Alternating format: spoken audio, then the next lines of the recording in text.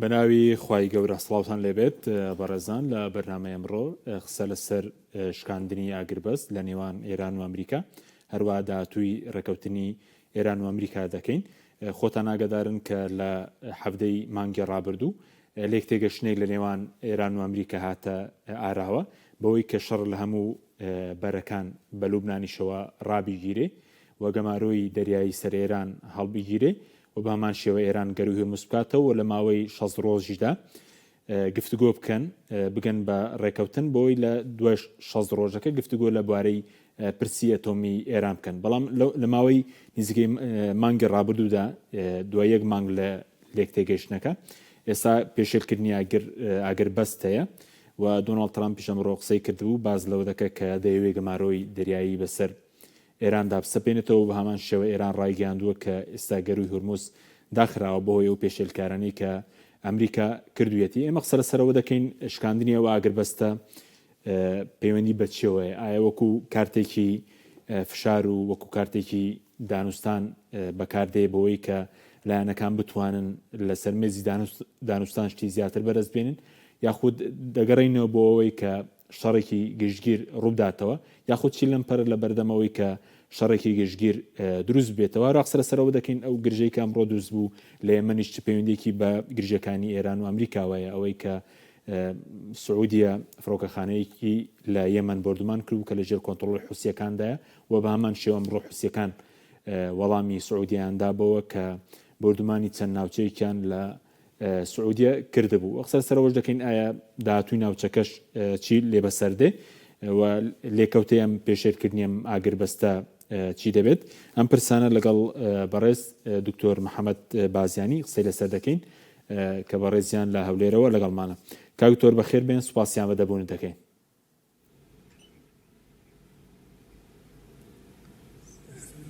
کاکتۆر گوێ لە ئێمەیە؟ جملة جنابتنا السلام عليكم. باش عمدا بون دكين اگر سرتا سنجي برز بزان لسر شكاندني اگرباس ايوار باشي و جنابتانو سرجم ميوانا بابلين زور سپاس دكين كاكتور استكاني امكن الله عز بخير بن سپاس عمدا بون دكين اگر سرنجي برز بزان لسر شكاني اگرباس ترامپیش لو روزانه قسەی کرده بوو دەڵێ ئاگربەست کۆتاییات و خۆتان ئاگادارن لە هەفتەی 6 لێک تێگەشتنێک واژۆ کرابەوەی کە شەڕ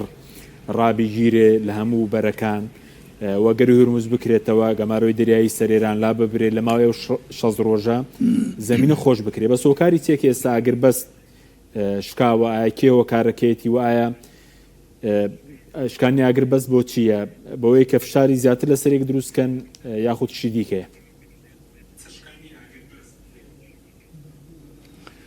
بسم الله الرحمن الرحيم. الحمد لله رب العالمين والصلاة والسلام على المبعوث رحمة للعالمين. سرتا وارباشي لجنابتانو سرجم بينراني أمكن على خوش ويستاكم راسي داهر أو أقربستيك بوماوي شص روج بو معلومة لا بريستان زور بزوري شاو ديراني سياسي وتيجيران إشارتيان بو أكيد باورنا كم كما أتأثر بالروا بلكو أكيد جار بابلين خروقاتي تأكيد شيء للاين إيران وشيء للاين أمريكا وتايبت للاين أمريكا وشوكا أمريكا تأمسات وقتش دا صلاتي رهاي بدستي خوينيا بلكو أوي كتحكم كابي سياستي إسرائيل زياتر جالبر أو أما توقع كراك أما بيت معلومة لا بريستان أما يكمن جارنية تقريبا أو أقربستا بيشير بكري هر یەکە ئامانجێکی خۆیە. طبعا ئەوەی کە ئاشکرایە ئێران ئیسباتی ئەوەی کردووە کە ئەتوانێت بەرامبەر هێزێکی گەورەی وەکو ئەمریکا و تەنانەت جوولەکەش ئیسرائیلیش ڕابۆستێ و بەخۆ بگرێ و بەخۆگری میلەتەکەی. جا ئەوە واقعەکە حاشا هەڵنەگرە کە ئەو هەیمەنە گەورەی کە ئەمریکا بەسەر هەموو ناوچەکەی بوو بەسەر دنیاە بوو تەنانەت ئەو غرورە گەورەی بوو ئەتوانم بڵێم تا ڕادەیەک ئەو غرورەی شکاوە. ئێران ئیشارەت بەوەکە کە ئاگربەستێکە لە لایەن ئێمەوە نەبووە، بەردەوام لە لای ئەوانەوە ئێمە دیفاع لە خۆمانە خۆی ئەکەین. ئەمە مەسئلەیەکە طبیعی. ئەمریکاش ئەو دائیمەن بەسەرکەوتن داعنێ حتا ئەو شەست ڕۆژەش کە با بڵین ئاگربەستە و محاولەکەن حیوار بکەن لەو مابێنەیە چونکە ئەمە وها تەسەوڕەکە ئەمە سەرکەوتنێکە وا پیشانەدا و عەرضی عەضەڵاتی خودی خۆیەکە بەڵام ئێرانیش بە حەقیقەتەن بە حکمی ئەوەی ئێستا هەندێک چەک و مەسائلی با بڵین ئەستێرەی ئاسمانیشی خستۆتە ئاسمانەوە قەمەر سناعی ئەمەش مەسئلە گەلێکە کە بە یارمەتی سین کە خستێتە ئاسمانەوە و سیلاحی فتاکتری هەیە جا لەبەرەوە ئەمە با بڵین وەکو ئەو وایە چۆن دوو پاڵەوان ئەچنە ناو ساحەکەەوە هەریەکە خۆیان با بڵین هینەکەن بۆ ئەوەی کە مخابەیەکە بشکست دێنن بەڵام بە هەر حاڵ ئەوەی کە من تێگەم ئەمریکا لەم واقعەیە لە داهاتووشە دەرئەکەوێ یانی شکستی گەورە هێنێ بە نەزەری من فەرمن لە خزمەتتانم. بەڵێ کاکتۆر تا چەند شکانیەوە ئاگربەستە بۆیە کە ئەمریکا بێوێ لە سەرمێزی دانوستان شتی زیاتر بەرز بێنێ بڵێن ئەوەی کە لە سەیری لێک تێگەشتەکەمان دەکرد لەو خاڵانەی کە تێیدا بوو کە مانگی ڕابردوو واژۆ کرا لەلایەن سەرۆکی ئەمریکا و سەرۆکی ئێران شتی زۆری بۆ ئێران تێدا بوو تا چەند ئەم شکانی ئاگربەستە بۆیە کە لە گفتوگۆکاندا ئێران بڵێن سازشی زیاتر بکات سازش بکات ئێمە ئەو حقیقەتە لە بەردەم چاومانە بەڕاستی ئەمریکا جێ با بڵێن سێقەومتمانە نییە تەنانەت حتى خوای تبارك وتعالى باسی ئەوانەکە لا يجدون في مؤمن إلا ولا ذمة ئەوان قەت وەفایان بە عهدی خۆیان نییە لا يجدون في مؤمن إلا ولا ذمة لەبەرەوە ئەم خوڕقاتانە طبیعەتی حاڵ وایە لە کاتی دانوستاندنە ئەو هێرشە گەورانەی کرد لە هەردوو حاڵەتەکەیە لە مەرحلە و قۆناغی یەکەمە کە 12 ڕۆژ بوو لە مەرحلەی دووەمشە هەر لە وەختی دانوستاندنە ئەو بە طبیعەت ئاگربەستیە کردووە هجووم و هێرشەکەشیە کرد ئەوە حاڵەتێکەوە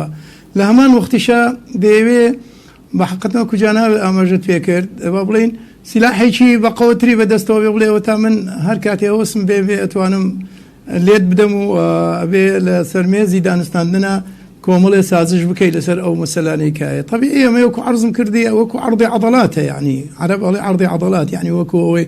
ماسوولکەکانی خۆی پیشانەدا کە من قوتێکی قاهرم و ئەتوانم سەرکەوم بە هەر حاڵ ئەمە ئەوەشی لێ ئەخێندرێتەوە. باشە کاکتۆر پێ دوایە بڕۆینەوە بۆ شەڕێکی گەورەتر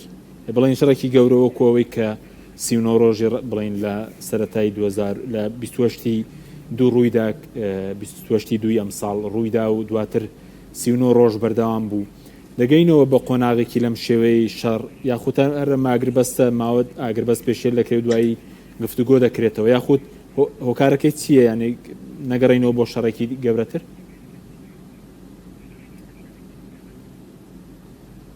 ئەوەی من تێگەم ئەمریکا و تایبەت سەرۆکی ئەمریکا کەوتۆتە ناو داوێکەوە ئەوێ وە سەرکەوتووی خۆی دەرباز کاتێیدا یعنی ئێران طبیعەتی ئێران و میلەتی ئێران وایە سەدام حوسێن وەختی خۆی تەسەوری وای کرد بۆ 6 ڕۆژ 7 ڕۆژ عینەن ئەمە هجوومەکە و لوتی ئێرانش کوێنێ و معلومە لای بەڕێستان 8 ساڵی پێچ بوو ئەمە با بڵین طبیعەتی با بڵین هەر لە تاریخەوا بووە شەڕی ئیمپەراتۆریەتی فارسی و ڕۆمانی معلومە لای بەڕێستان حتا قورئانیش باسیەکە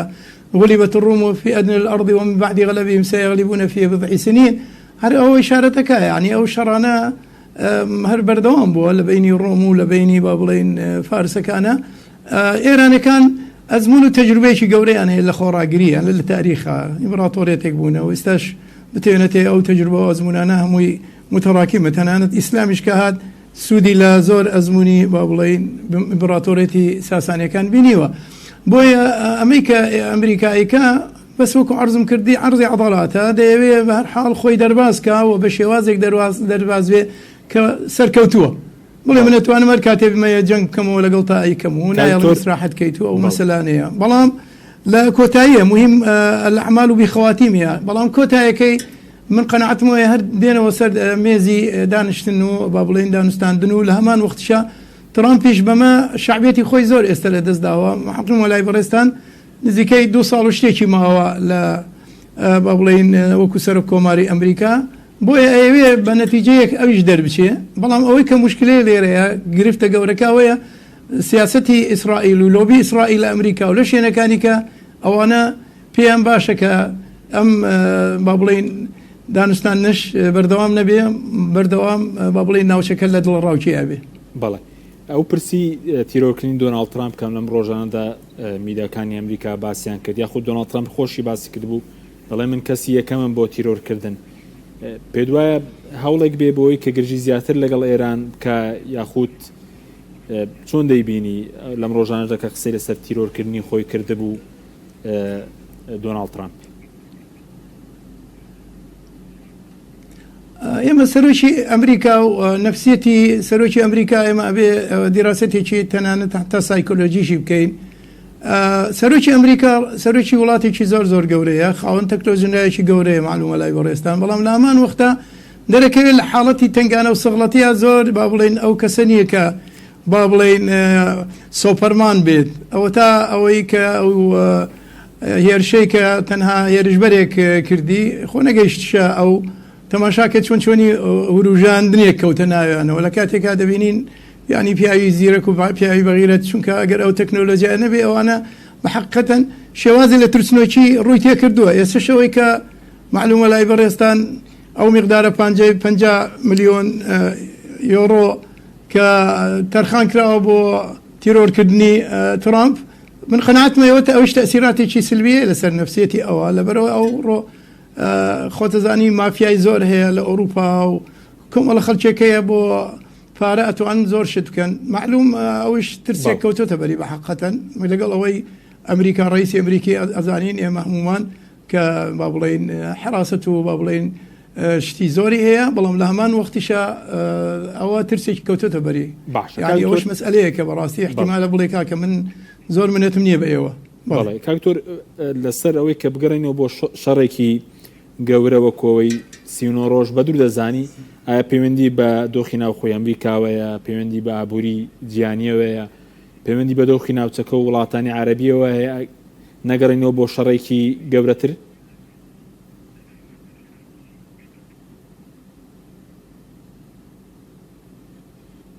دەنگەکە نەما لای من. بەڵێ کاکتۆر گوێت لێمە ئێستا؟ کاکتۆر ئێستا جۆم لێ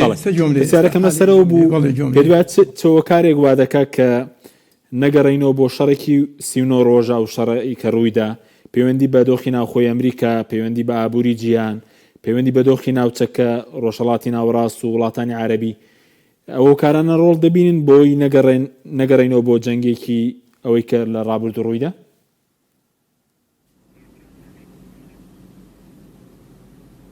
وڵی پرسیارەکەت زۆر وازح نەبوو لەم ئەگەر زەحمە نەبێ کاک حەشیم دووارێکیتەوە. بەڵێ قسەم لەسەرەوە بوو بە بۆچوونی بەڕێزت ئەوە کارانە کامانن کەوا دەکات ئێران و ئەمریکا نەگەڕێنەوە بۆ جەنگێکی گەورە وەکەوەی کە لە ڕابردوو ڕوویدا 39 ڕۆژەکە، دۆخی ئابووریە، دۆخی ناوخۆی ئەمریکایە، دۆخی ڕۆژهەڵاتی ناوەڕاست و وڵاتانی عەرەبیە.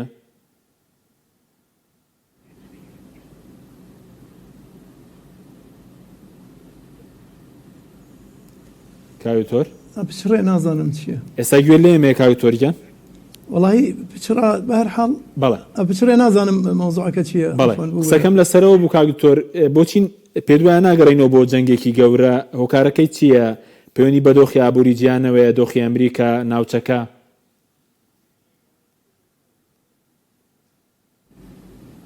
نازانم پچڕێ. بەڵێ ئەلۆ من جۆم لەو نییە. بەڵێ دەرە تاوکارانمان ئەگەر دەنگمان بگاتە کاکتۆر بەڵێ دەرەوەکو ئاماژەمان پێکرد کە شکانی ئەگەر بەستێ لەلایەن ئێران و هەم ئەمریکا بەتایبەت لەسەر گەروی هورموز کە لە ڕابردوودا لەو لێ تێگەشتنی کە کرابوو لە نێوان ئێران و ئەمریکا وا بڕیار بە هورموز بکرێتەوە، بەڵام بۆ ئەو گرژیانە دووبارە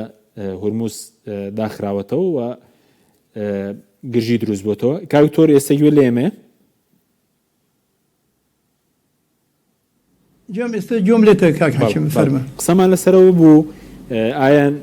ئەو کارانە کامانن کەوا دەکات ئێران و ئەمریکا نەگەڕێنەوە بۆ شەڕێکی گەورە وەکەوەی کە ڕوویدا ئەو کاری ئابووریە،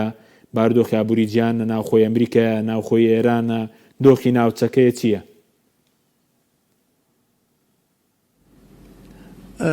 ئەوەی کە من تێیەگەم قەناعەتم نییە بگەڕێنەوە بۆ شەڕێکی زۆر گەورە چونکە ئیسبات بوو با بڵێن ئێران تحملی زۆر مەسائلی کردو ئەشیکا ئەو مەوزوعەکە بێجگەلەوە ئێران تادیدی ئەوەشەکە کە لێ کۆمەڵە سیلاحێکی کە تازەم هەیە کە بەکارم ناوەردووە ئەمجارە با بڵێن ئەمریکا و قواعدی ئەمریکا شۆک ئەەکەم ئەوە تەسریحاتی با بڵێن زۆری عسکەریەکانە بن قەنەعەتمەیە فعلا تەکنۆلۆژیای کە هاتووە بۆ ئێران وا پێ دەچێ و احتیمالێکی زۆری یارمەتی سینیش هەبێ لەوە ئەکید مخابڕاتی مرکزی ئەمریکا و ئەوانە ئاگاداری کۆمەڵی مەسائلن احتیمالێکی زۆریش هەیە ئەمە تاقیکردنەوەیەکشە لە ترامپەوە و لە سوپای ئەمریکاوە بزانن فعلا ئێران شتیکەی لایە و بەڵام ئەوەی کە هەیە ئێستا کۆمەڵێ لە مەسەلەی ڕادار و مەسائلەکەی ئەوانە و ئەوەی کە ئەوترێ معنای ئێران ئێستا تەکنۆلۆژیەکی بەقەوەتری هەیە لەوەی پێشتر و تەجروبە و ئەزمونێکی کە هەیە من قەنەعەتم نییە شەڕەکە زۆر زیاد فراوان بێتەوە وەکو پێشتر وەکو وەڵامی بەڕێزت بەڵێ وەکو ئەوەی کە نە ناوچەکە تەحملی ئەوەکە نە ئەو دەوڵەتانی کە قاعدەی ئەمریکای تێ تەحملی ئەوەکەن و نە تیجارەی عالەمیش تەحملی ئەو با بڵێن ئەو گۆڕانکاریە گەورەیەکە بەڵێ وەکو هورموز ئێستا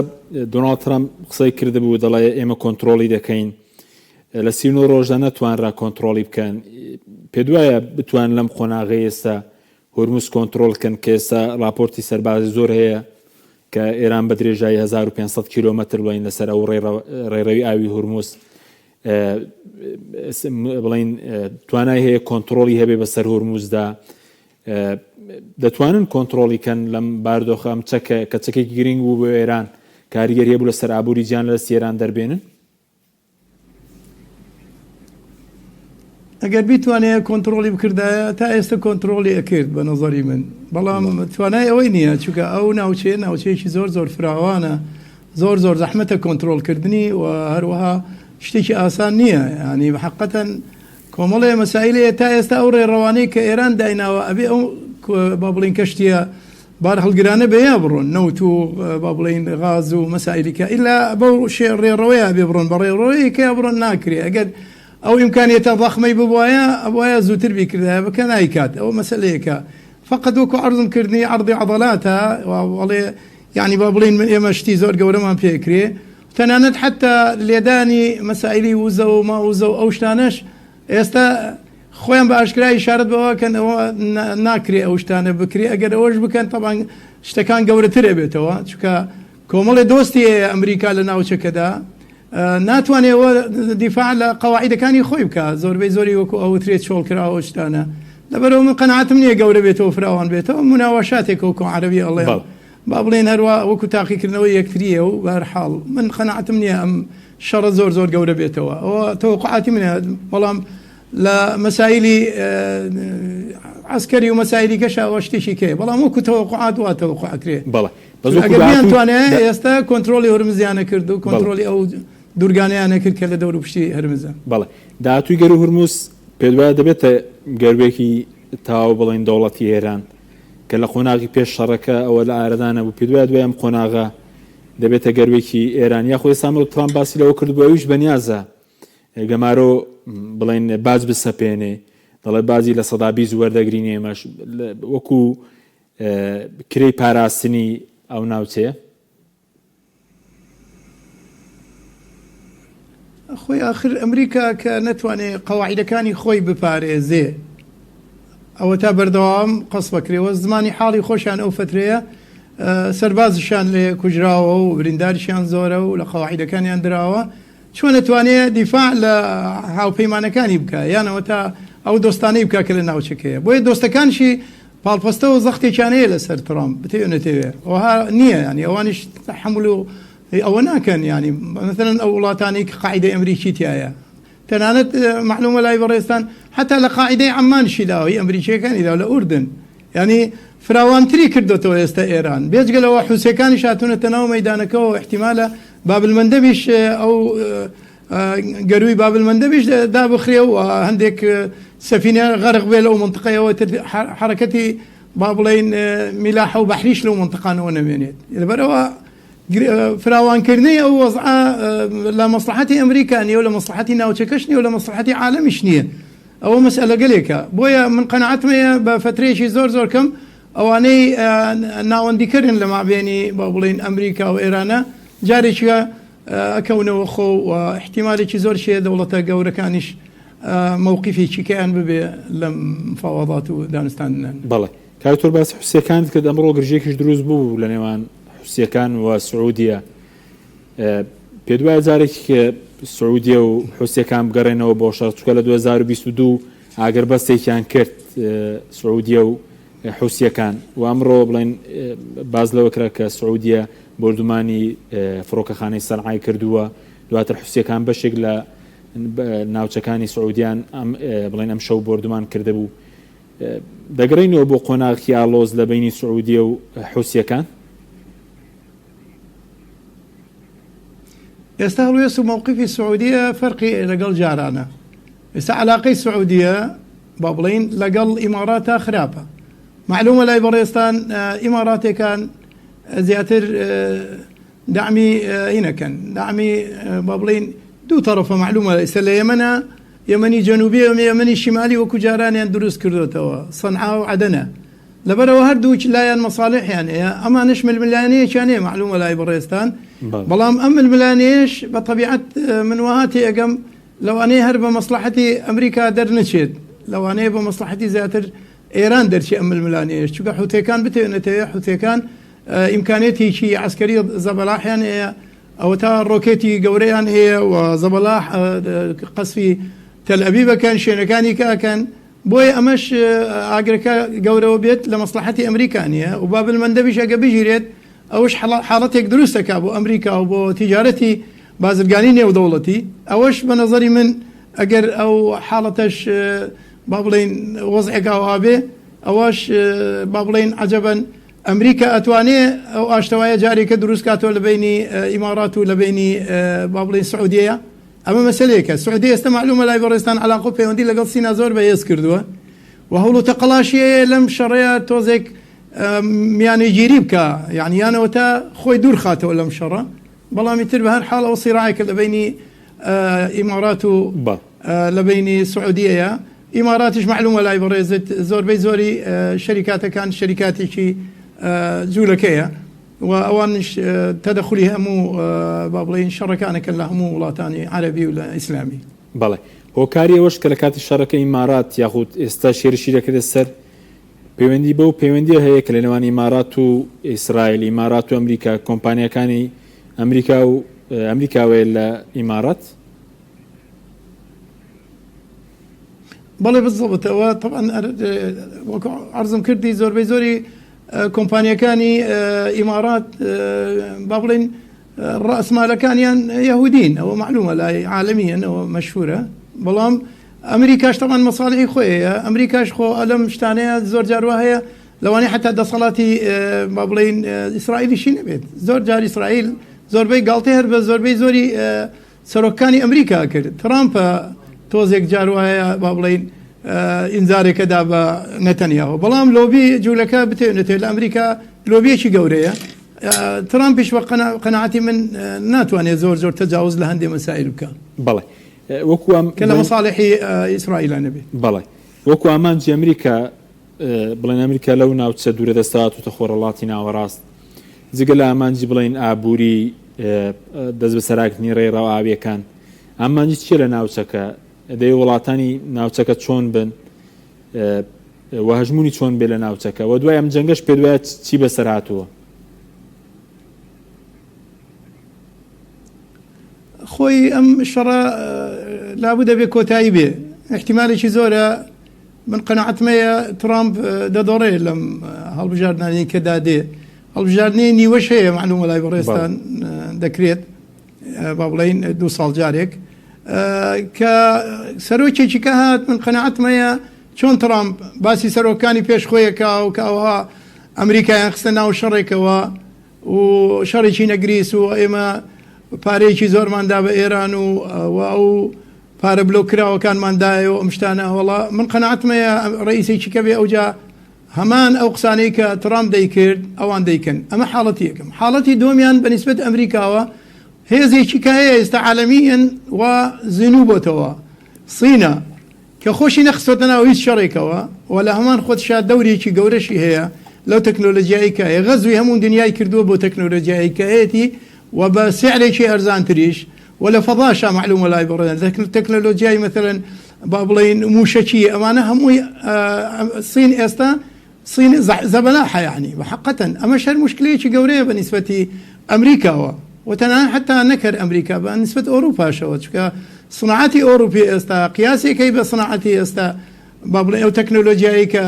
بابلين الصين هي تي فرقي كردوها لم لا شو اوها وبيمانيك لبيني الصين ولا بيني كوريا ولا بيني تاراديك روسيا هي امش يعني هي زي شكي دروس كرو برامبر امريكا وبويا امريكا استا سمعي للجيانا وعلاقي بامريكاش لبيني امريكا ولا بيني اوروبا زور خرافه ومعلومه لا يبرستان يعني حتى يهاني برئيس كاني امريكا كده يهاني بناتو اكر معلومه لا يبرستان دبر هو دمشاوي ترامب زور قيزون ولا والله تاني دنيايا اما مسألة وبتايبتر بوكو بوكلا شو شيك تماشا اكرا لان بابلين نتنياهو استتوزك ورده خريكا خوي لو هنا إنكا وتناند ببيبي قصيكا يعني بمنالكي خوي قصاكا بو بلام او زور معناي قوريه جاروا هي كرسي وداني بلام قال تبر رئيس كاني كاكا اما مسألة قال لك كامريكا استلنا وتنجيك وحتى سياسة مداراني أمريكا واستراتيجيواناني أمريكا دلين أمريكا استا ترامب أيكا زور ضربي قورية هم آبوري لإيما داوا هم سياسي لإيما داوا وهيمنو هيبتي أمريكا شكان دولا منطقة بله وكو حتى لا دوستكانش بله جگەل ئامانجی ئابووری پێدوایەوە دروستە زۆر خوێندنەوە بۆەوە دەکرێت کە ئەمریکا و ئیسرائیل دەیانەوێت بەردەوام لە وڵاتانی ڕۆژهەڵاتی ناوەڕاست ئاژاوە هەبێ جەنگ هەبێ پەرتەوازەیی هەبێ و پشگیری دیکتاتۆرەکان دەکەن بۆی کە ئامانجەکانی خۆیان بێتە دی دروستەوە ئێستا وەی کە من تێگەم ئەوانەی کە دیکتاتۆریش بوون لە ناوچەکەیە ئێستا کە ئەوانەی بە تایبەت پشتیان بە ئەمریکا ئەبەست ئێستا بە شێوازێکی کە تەماشای واقعەکەکەن هەر وەکو جاران نییە یعنی ئێستا تەماشای ئەمریکا ناکەن ئەو ئەمریکایی پێشترە چونکە دەرکەوتو ئەمریکا ئەوان ناتوانێت دیفاعیان لێ بکە ئەو هەموو پارۆ سەرۆتەیان ئەدا پێیان بە ملیارات دۆلاریان ئەدا تەنانەت مەتەلەن تەیارەیەکی پێدرێ بە 1 ملیارە ئەمە هەموو مەوزوع گەلێکە ئێستا بەو هەیبەتە نەماوە ئەمریکا بە حەقیقەت ئەوە مەسئلەیەکە خۆ حتا زۆر جار وایە دۆستەکانیان ئەڵێن وامە نەزانی ئەمریکا دیفاع لە ئێماکان بەڵام ئێستاوە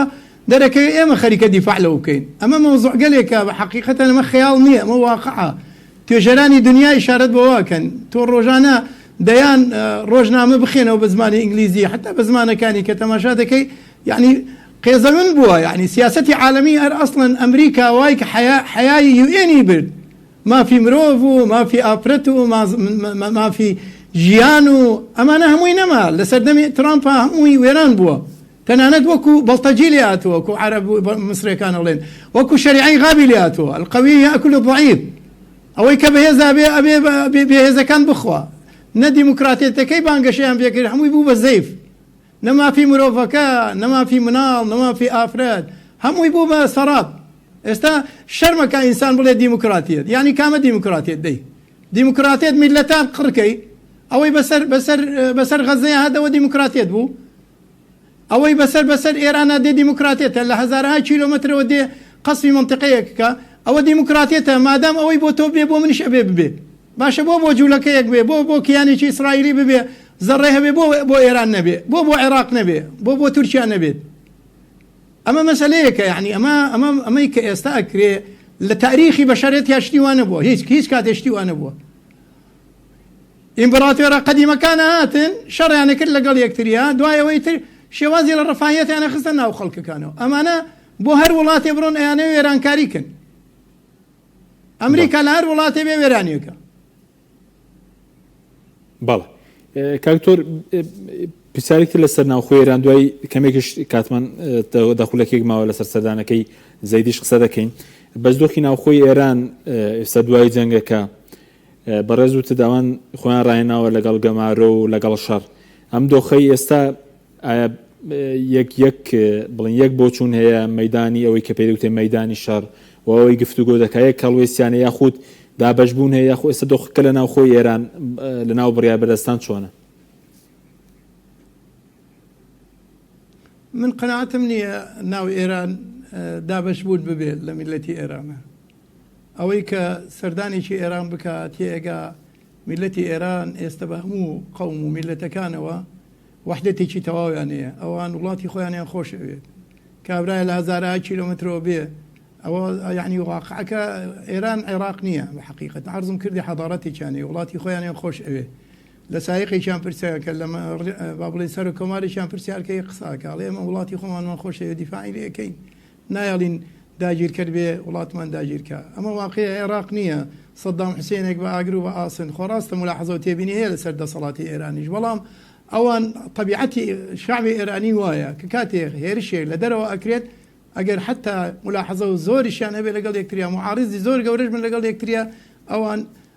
هەوڵەدن دیفاع لە وڵاتەکەیان کەن. تەوە تا مەسەلەی کورد تەماشاکە لەوێ، مەسەلەی بلوچ خۆ هەمویان معارضەیان هەیە، معارضەی ئێران زۆریان هەیە، ملاحەزەی تێبینیان هەیە لەسەر دەسەڵاتی ئێران، بەڵام تەماشاکە عەرەبەکانی ئەهواز. بەڵام لە هەمان وەختا کە کاتی وڵاتەکەت کەسێک لە دەرەوەی دێت ئەبێ با بڵێن دیفاعکەی ئەوان ئەوەیە مەسەلەکە. من قەناعەتم نییە بە هیچ شێوازێک، چونکە ئێران زۆر فراوانە. ئێران تۆ ئێستا زۆر شوێنی هەر نازانێت شەڕ هەیە، واگەداری ئەمە هین نییە. بڕۆ ئەوانەی کە دێنەوە لەوێەوە دەڵێن وەڵی هەر کەس نازانێ بازاری بازارە وڵاتی وڵاتە دقەیەک کارەبایان لێ نابڕێ برا یەک دقە ئاویان لێ نابڕێ. ئەوە مەوزوعێکە وەکو ئێرە نییە، وەکو عێراق نییە. هەر شەڕێک بەسیط کرا و لە دووسێ شوێن و تەواوی تر هەمووی چۆکی شکا. بەڵێ بەڵێ یعنی من برادری قسەیەکی زۆر عەجیبی کرد، وتی هەر تەلەڤیزۆنی سنە وتی لێیدا هیچی بەسەری چۆ نەهێشت، وتی دوای 6 سعات ئێمە پەخشمان کرد،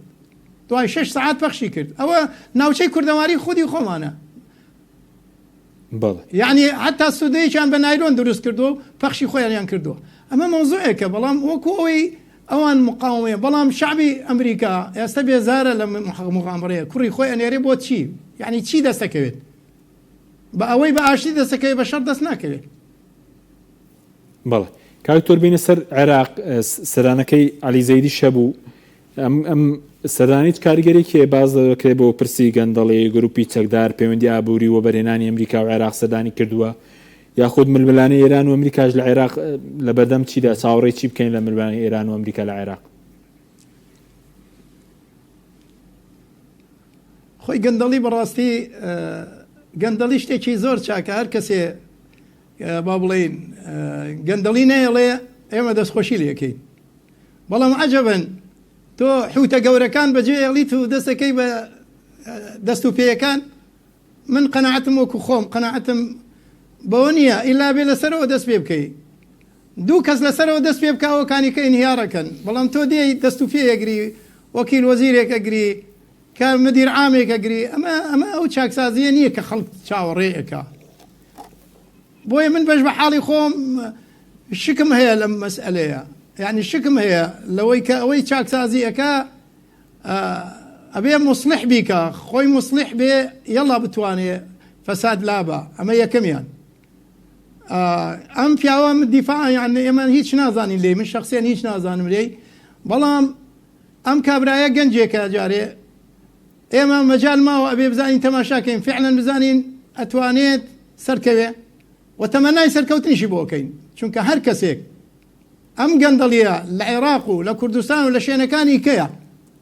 لابمە ئێمە دەستخۆشی لێکەین و تەنانەت حتا لە کوردستان شاقیادەی کوردی دەست پێ بکەن، بەڵام دەبێت لەسەرەوە دەست پێ بکەن بۆ خوارەوە. ئەوە شتێکی زۆر باشە. ئەوەی جێگەی گومانە لەسەرەوە دەستی پێ نەکردووە، لە دەست و پێوە دەستی پێ کردووە، ئەوە نابێ.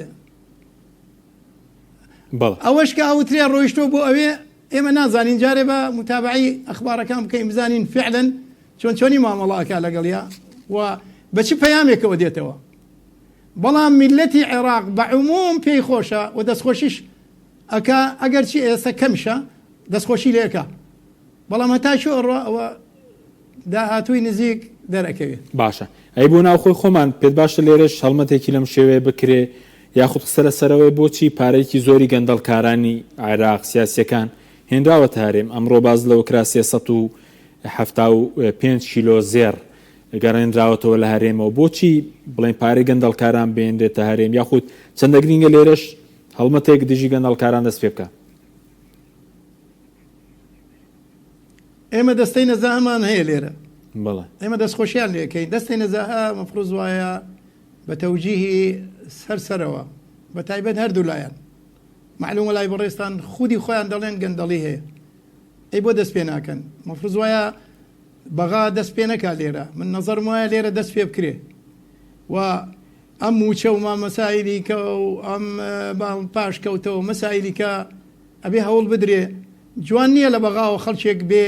بۆ وڵاتی ئێمە ئەبێ خۆمان دەست بە بکەین لێرەوە بێ دەست پێ بکرێ من نەزەرم وایە قیاداتی کوردی مەفروض وایە من لەم مینبەرەوە مینبەری ئێوە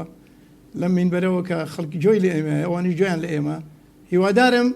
حملەیەکی ئەوها بکرێ و تا ڕادەیەک من ئەتوانم بڵێم ئێستا نەکەر ئەوە گەندەڵی مادی هەیە گەندەڵی حتا لە ناو دائیرەکانیشا هەیە